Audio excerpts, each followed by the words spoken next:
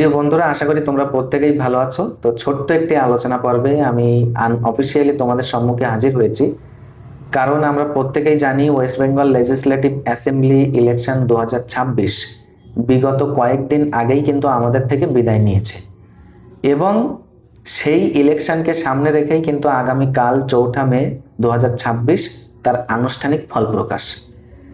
তো এখনো কিন্তু ফল প্রকাশ হয়নি। তো ইতিমধ্যেই বিভিন্ন মিডিয়ার মাধ্যমে মানুষের মধ্যে হিংসা প্রতিহিংসার যে চিত্র বা ভিডিওগুলো তুমি আমি প্রত্যেকেই মিলেই দেখছি। তো এই নিয়ে আমি ভাবছিলাম, অর্থাৎ ইলেকশনকে সামনে রেখেই আমরা আধুনিক সভ্য সমাজ আগামী ভবিষ্যৎ প্রজন্মে যারা এখনো পৃথিবীর মুখ দেখেনি তাদের জন্য, যারা আগামীতে দেখবে আর কি পৃথিবীর মুখটা, তো তাদের জন্য আমরা এই বর্তমান সভ্য মানব সমাজ যে চিত্র আমরা চিত্রিত করে যাচ্ছি এই নিয়ে লিটারেচারের একটা স্টুডেন্ট হিসেবে বসে বসে ভাবছিলাম। তো ভাবতে ভাবতে বিগত পূর্বে গত হয়ে যাওয়া কয়েকটা মহামানবের কয়েকটা মূল্যবান কথা হঠাৎ করেই অন্তরের মধ্যে কিন্তু ফ্ল্যাশ মেরে উঠল, যার কারণে সাহিত্যের ছাত্র হিসাবে এটা অন্তরের মধ্যে আর চেপে রাখা সম্ভব হলো না। ভাবলাম হয়তো কথাগুলো তোমাদের সঙ্গেও শেয়ার করা উচিত। তোমরা আমাকে এই মুহূর্তে যে যেখান থেকেই দেখছো বা শুনছো, প্রত্যেকের কাছেই এটা রিকোয়েস্ট করব যে ছোট্ট এই আলোচনা পর্বটি তোমরা শুরু থেকে শেষ অবধি একটাবার শোনো, দেখো। তারপরে আমি তোমাদেরকে রিকোয়েস্ট করবো একটাবার ভাববার জন্যে, আর তার পরবর্তীতে তোমরা ভেবে দেখার পরে সিদ্ধান্ত কিন্তু তোমার উপরেই আমি ছেড়ে দিচ্ছি। শুধু প্রত্যেকটা বারই এই ইলেকশনকে সামনে রেখে আমরা যে চিত্র অঙ্কন করে যাচ্ছি, এই যে হিংসা এবং প্রতিহিংসার রাজনীতি, এই যে হিংসা বা প্রতিহিংসার ইলেকশন, একটাবার একটুখানি স্মরণ করে দেখো। যারা এই মুহূর্তে আমাকে শুনছো বা আপনারা যারা শুনছেন, যারা আমার সিনিয়র, তারা তো সচক্ষে বাস্তবে আপনারা দেখে এসেছেন বিগত সমাজ চিত্র। আর যারা আমার সমবয়সী তারা তো বর্তমানে তোমরা দেখছোই বা আমিও দেখছি বা আমরা সবাই মিলে দেখছি এই যে হিংসা আর প্রতিহিংসা। একটাবার ভেবে দেখো, যতদূর আমার মনে পড়ে 1998-এর যে জাতীয় নির্বাচন হলো, তো সেই নির্বাচনে প্রায় মানুষজন মারা গিয়েছিল, মানুষের হাতে মানুষ নিহত হয়েছিল প্রায় 29 জনের। এটা কিন্তু সরকারিভাবে রিপোর্ট হয়েছিল। আচ্ছা, পরবর্তী ইলেকশনে প্রায় 100+, পরবর্তী ইলেকশনে প্রায় 50+, এবং তার পরবর্তী ইলেকশনে প্রায় 18+, এবং তার পরবর্তী ইলেকশনে 40+। তো প্রিয় বন্ধুরা, একটাবার তোমাদেরকে আমি স্মরণ করিয়ে দিতে চাচ্ছি, প্রত্যেকটা জায়গাতে যখনই হিংসা প্রতিহিংসার প্রতিচ্ছবি ফুটে ওঠে, তো সেই জায়গাতেই যে মিডিয়া চলে যায় তা কিন্তু না। অর্থাৎ সরকারিভাবে যতটা রিপোর্ট হয়, বেসরকারিভাবে তোমরা যদি একবার যাচাই বাছাই করে দেখো, তাহলে এর চাইতেও কিন্তু অনেক পরিমাণে এই রেজাল্টটা কিন্তু বেড়ে যাবে।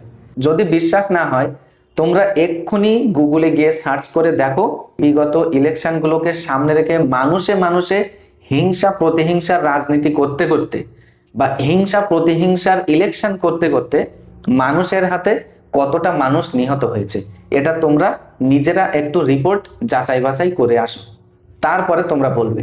একটাবার তোমরা একটু ভেবে দেখো, ভোটের রং এটা কিন্তু আলাদা হতে পারে, লাল নীল সবুজ গেরুয়া যাই খুশি এটা কিন্তু হতে পারে, কিন্তু কখনো কি ভেবে দেখেছো ভোটের রঙের ঊর্ধ্বে গিয়ে যাদের হাতে আর একটা মানুষের নিধন হচ্ছে আর যে অপর আর একটা মানুষকে নিধন করছে, উভয়ের গায়ে যে রক্ত প্রবাহমান সেই রক্তের রং কিন্তু একটা লাল।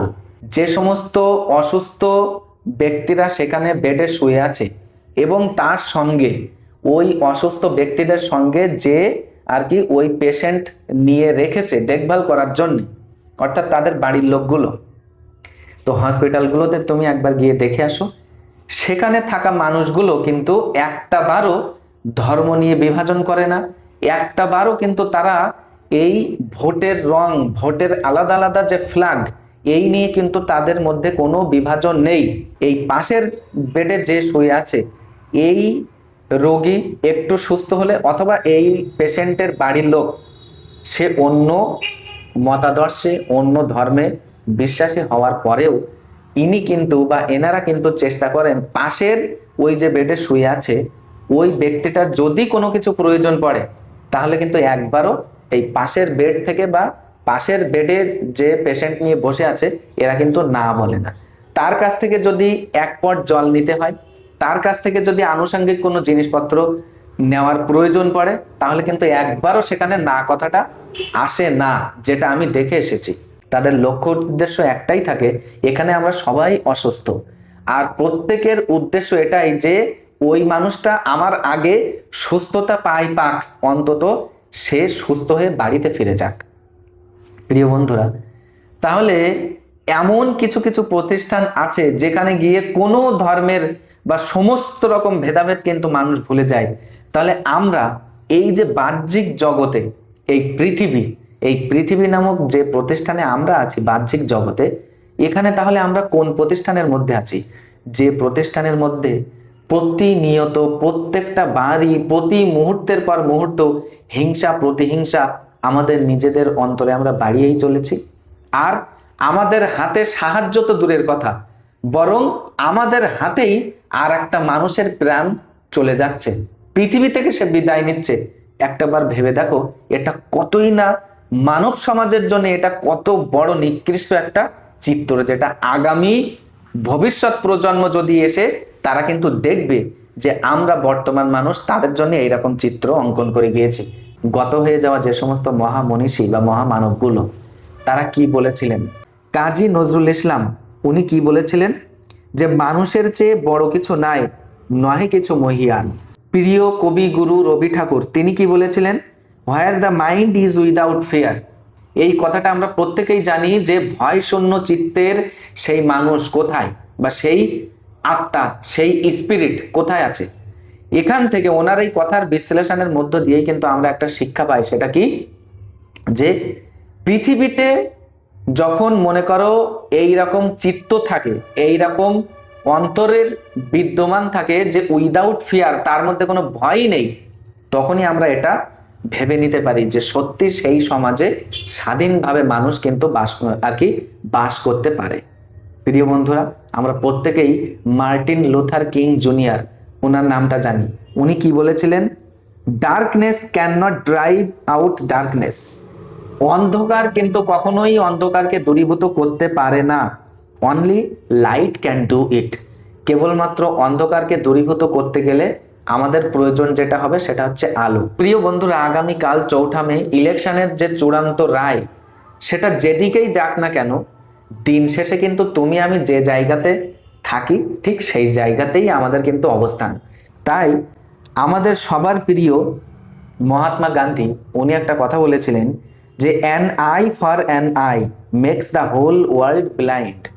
সুতরাং কোনো একজন ব্যক্তি মনে করো আমার চোখ তুলে নিয়েছিল, তো আমিও তার চোখ তুলে নেব পরবর্তীতে যখন আমি ক্ষমতায় আসলাম, এবং পরবর্তীতে কোনো একদিন আমি আবার ক্ষমতাচ্যুত হলাম, তখন আমার তো এক চোখ গেছে, আর সেই মানুষটারও পরবর্তীতে আমি এক চোখ তুলে নিয়েছি। আচ্ছা, পরবর্তীতে আমি ক্ষমতাচ্যুত হয়েছি, সে ক্ষমতায় এসেছে, সে তখন আমার যে বাকি চোখটা ছিল সেটাও তুলে নিল, আর পরবর্তীতে আমি আবার ক্ষমতায় আসলাম, পরবর্তীতে ওই মানুষটারও যে চোখটা অবশিষ্ট ছিল সেটাও আমি কিন্তু তুলে নিলাম। আচ্ছা, এইরকম ভাবে যদি প্রত্যেকটা মানুষ যদি আর একটা মানুষের চোখ দুটো তুলে নিতে থাকে, তাহলে পৃথিবী কি হবে?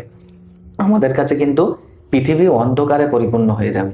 সর্বশেষ অ্যালবার্ট আইনস্টাইন উনি কি বলেছিলেন? যে peace can not be kept by force.